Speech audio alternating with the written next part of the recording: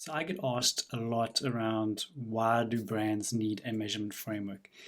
And it comes down to four things. The one is that you need to understand the metrics that matter to drive brand growth and to really understand that a little bit more, not really about the metrics, but more about the framework that helps brands grow is this book by Byron Sharp. Excellent book.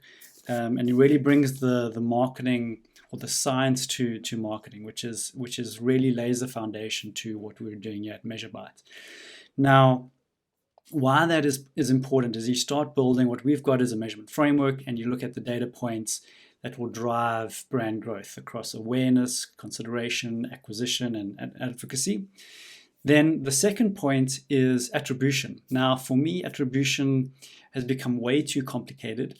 There's a lot of data points that you don't always have access to, and it's also based on an individual. And as an individual online, you kind of missing those points as well because of the death of the cookie. So you're on multiple devices, there's multiple moments during your decision making over perhaps a long period of time. That attribution, the science behind attribution doesn't always deliver in my mind. And from what I've seen, it's quite technical and quite tricky to get right. So although attribution, the traditional sense of attribution, there's a place for it, I don't think you should be relying on it as a brand. Then the third one is the impact, which is really what we're building, right? Is this engine, all the data sources coming in across the top of funnel through to the bottom of the funnel, those metrics that matter, and you're plugging all this into one engine to measure impact. So whatever you're doing at the top of the funnel, are you seeing the impact further down the funnel over time? I think that's the critical piece here.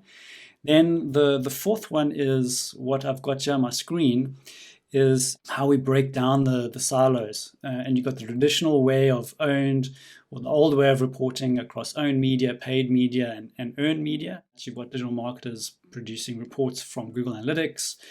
Then you have possibly owned media on social media profiles. So you're also reporting on that, and there's a silo within a silo there, right? So you've got your social media team reporting on that. Then you have your paid media team, which is obviously they're also trying to put up their hands and showing what they're doing from a performance perspective. And then the earned media, so PR, social community managers trying to drive conversation, and also what paid media is doing across earned media. You're not seeing that in the reports. So is your paid media, any campaigns going live, are they contributing to conversation, share of voice on earned media?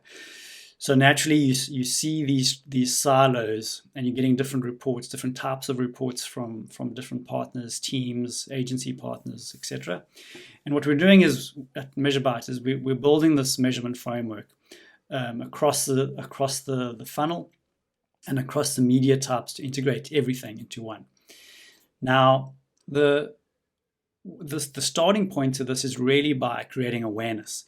So by awareness, I mean, what are the metrics that matter to the CEO? What are the metrics that matter to the CMO, to the digital manager, to the technical expert implementing what they're doing on a daily, weekly, monthly basis? And what this really does is when you're building a metrics that matter framework across different leadership levels, is you're immediately creating awareness as to what is important to them, because they're obviously motivated by their own KPIs, right? And when you can align their own KPIs, performance KPIs to marketing KPIs or sales KPIs, then they have this self-interest to actually go and ask the right questions based on what they know is true, which is the metrics that matter to them. So that's really the awareness piece internally, adoption, data adoption, etc. Then once you have that, you want to bring clarity to everything. And what I love doing, what I've done in the past is, and what I currently do now is we set OKRs and we set weekly objectives and key results, and we track that every week, which ladders up to the month, which ladders up to the quarter and to the year. So building habit is critical. And I always say good habits equals good data, bad habits equals bad data. And when you have the good habits, you have the good data, and that's when you're able to find these opportunities to report better, to find insights, because the data is now obviously a lot better. So that's that the habit building and the clarity around that is critical. Then we move into the focus piece where we say, okay, well, now that we've got the good habits, let's look at our targets. Let's look at the historical data, and how do we plug that into real-time data to actually deliver on our performance. And we do that through a simple RAG, red, amber, green, and this really becomes a decision board that we're building, right? So once you have the targets, you can actually visualize what's important, and even through this little visual, you can see that awareness, as an example, this is just an example decision board, but you could see if it was red, all hands on deck, let's fix it. If it's amber, okay, well, what is the problem? How do we fix it? And really why we call this the decision board is because it gives the opportunity for the stakeholder, for the person viewing this, to ask why. Why is awareness red? Okay, well, it's X, Y, and Z. Why? And we use a common problem-solving technique of asking the 5 whys. And sometimes you need a little bit more, and sometimes you need a little bit less. So that's critical. So what you have here is the ability to start making better decisions, and that's why we've called it the decision board. Then once you have that in place, you have a decision board, you have data coming in. Naturally, you have the metrics that matter now. It's coming into an engine. We like to call it the measurement engine. So you're pulling in your metrics that matter, potentially audience data, competitor data, sales data. And now you're getting to a point where you can actually deliver on digital intelligence closer to full BI capabilities.